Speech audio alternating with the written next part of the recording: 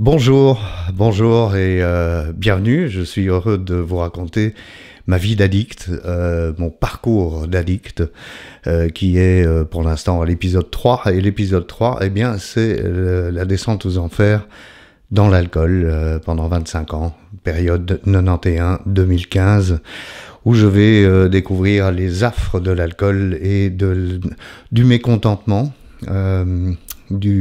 C'est jamais assez bien, c'est et si on changeait, l'herbe est plus verte ailleurs, changement géographique, changement de partenaire de vie, voilà, toutes les catastrophes que j'ai pu faire, je les ai faites à cause de l'alcool. Non, pas du tout, à cause de moi-même. Alors blâmer l'alcool, c'est déjà pas bien, parce que franchement, avant c'était la drogue, donc voilà, après ce sera autre chose. Les addicts que nous sommes, si vous en êtes un, vous le savez, on doit essayer de trouver le moyen de se détruire le moins possible, et surtout de détruire le moins possible autour de nous. Donc je ne vais pas blâmer l'alcool, c'est pas l'alcool qui m'a fait faire des conneries, c'est moi qui ai pris de l'alcool, c'est moi qui étais le con qui prenait de l'alcool et qui n'avait pas vu que après, à partir de 91, je buvais tous les jours et que ma consommation allait augmenter. Il y a aussi des choses qu'il faut dire. Je ne buvais pas la journée, donc il faut arrêter de penser qu'on n'est pas alcoolique parce que on boit pas le matin. C'est faux, totalement faux. J'ai bu le matin seulement les dernières semaines de ma consommation. Il faut arrêter de penser que à moi ça ne m'arrivera pas, je m'arrête quand je veux.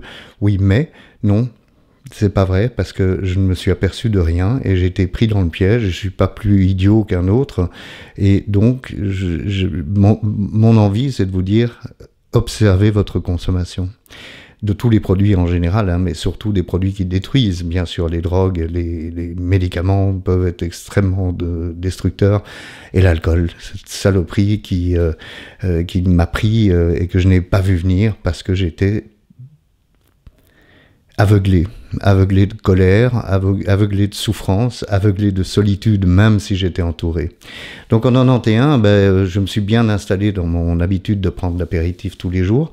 Donc je rentre en fin de journée chez moi. Quand je suis célibataire, je bois. Finalement, je ne bois que de l'apéritif et je grignote 2-3 trucs sur un bord de table. Et puis finalement, je vais arriver au stade où je ne mange même plus, où je prends que l'apéritif avec des chips et des choses comme ça. Ensuite, je rencontre la maman de mes enfants. On est en 94, et en 94, voilà, je vais créer une famille. Enfin, nous allons créer ensemble une famille avec 2 beaux enfants en pleine santé, chouette. Tout va bien. On vit plutôt de manière aisée, dans la mesure où j'ai un excellent job, que tout va bien, que je continue la radio aussi, mais enfin bon. Voilà, que tout va bien, quoi. Donc il n'y a vraiment aucune raison pour moi d'être mécontent. Mais malgré tout, on finit par constater sur le papier que j'ai quitté la maman de mes enfants en 2007, après 13 ans, parce que c'était pas assez bien. Il fallait autre chose. Quelle idiotie. Aujourd'hui, en 2021, au moment où je tourne, je peux vous dire que c'était une idiotie, mais je l'ai fait quand même. Pourquoi ? Bien parce que j'étais toujours aveuglé par l'alcool, c'est-à-dire que ma colère interne, mes blessures, je ne me confie pas, moi, je ne me raconte pas à la femme de ma vie à ce moment-là à quel point je vais mal. Je bois, c'est tout ce que je fais. Donc en buvant, forcément, je provoque des drames, je provoque des disputes. Dieu soit loué, je ne suis pas violent, donc ça n'a jamais dégénéré en violence, mais bon, ça aurait pu. Et donc je quitte et je casse la famille, et donc je deviens un père célibataire et elle une maman célibataire. On a une garde partagée avec les enfants, mais la vie va m'apporter une deuxième chance, puisque en 2009, je rencontre quelqu'un que je connais de très longue date, et je tombe follement amoureux, et nous sommes amoureux, et tout va bien. Et on peut se dire, voilà, alors ça c'est la solution. Eh bien, la solution à quoi ? À ma bêtise, à mon abrutissement par l'alcool ? Non, parce que l'abrutissement par l'alcool continue. C'est-à-dire que là où je buvais des quantités très importantes tous les jours, ces quantités deviennent à peine croyables. C'est-à-dire qu'on se demande comment j'arrive encore à tenir debout et à travailler surtout. Mais bon, voilà, donc deuxième couple, deuxième famille un peu recomposée, qu'est-ce qui se passe ? Je fais exactement la même chose, je ne suis pas content, j'ai envie de partir vivre à l'étranger. Mes enfants choisissent d'ailleurs de vivre avec leur maman. Ils en avaient marre des gardes partagés, c'était compliqué. Donc bon, voilà, et du coup, je propose à ma compagne d'aller vivre au soleil. Et puis, de fil en aiguille, je tombe sur une possibilité d'aller m'installer à Malte et de travailler avec un ancien patron avec qui je travaillais dans le temps. Et on a des hésitations, évidemment, quand on veut aller habiter à l'étranger. Mais moi, j'en avais pas. J'étais tellement toujours dans un état complètement à l'ouest que je ne voyais absolument pas ce que j'avais comme bonheur devant moi, c'est-à-dire une vie facile, entre guillemets, hein, donc il n'y avait pas de soucis, une femme que j'aimais et qui m'aimait, des enfants que j'aime et qui m'aiment, et moi je me suis dit, non, je veux absolument aller à l'étranger. Et puis ma compagne, elle m'a pas soutenu, elle m'a dit, écoute, je pense pas que c'est une bonne idée pour moi, et qu'est-ce que j'ai fait ? Je suis parti quand même. Et là, ça a été la descente aux enfers. Je regarde le chrono, parce que je veux pas être trop long, mais... Est-ce qu'on peut résumer ce qui s'est passé donc avec l'alcool ? Avec l'alcool, 86, 91, je bois jamais tous les jours, je bois rarement même, je prends un apéritif de temps en temps, et petit à petit, l'apéritif devient un apéritif quotidien. En 91 jusqu'à 2013, quand je m'en vais à l'étranger, ma consommation a encore augmenté.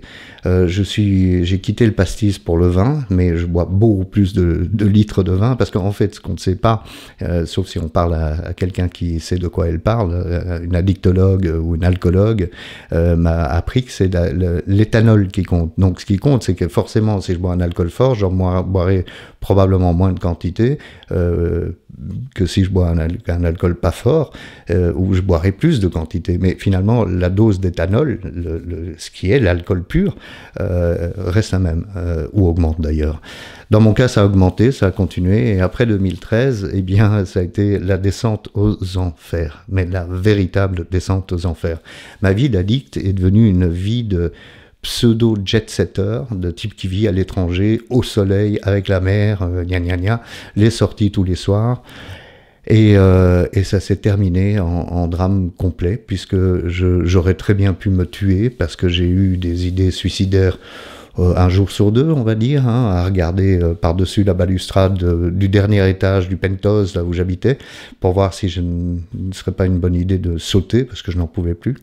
Parce que, bien entendu, la légende de ceux qui boivent le matin, elle finit par arriver.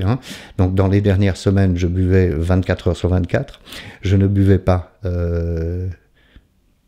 pour aucune raison particulière, je buvais parce que je ne savais rien faire d'autre. Je ne savais plus rien faire d'autre. Mon esprit était à ce point obscurci que je buvais 6 bouteilles par jour et que j'avais une diarrhée chronique, que j'avais des envies de suicide en permanence et que finalement tout ça aurait pu dégénérer complètement, comme un accident de voiture par exemple, où j'ai failli d'ailleurs parce que je roulais pas du bon côté de la route quand j'étais ivre, parce que ça aussi il faut le dire, que j'ai roulé ivre. Ça arrive aussi à beaucoup d'entre nous qui buvons trop et trop souvent. Donc voilà, on verra comment ça s'est terminé, on verra une sorte de happy end dans l'épisode 4, mais j'aimerais réinsister sur 2 choses qui me paraissent fondamentales avec l'alcool, comme avec toutes les drogues, mais avec l'alcool ça prend plus de temps pour certains, encore que pour d'autres ça va beaucoup plus vite, pour les femmes par exemple, mais c'est cette progression dans la quantité et dans la fréquence. Ça, c'est vraiment 2 choses sur lesquelles j'aurais dû m'arrêter, mais je ne me suis pas arrêté. Moi, alcoolique, non, je m'arrête quand je veux. Eh bien, j'ai failli en mourir, et on verra ça dans l'épisode suivant. Comment est-ce que je m'en suis sorti ? Merci, à bientôt.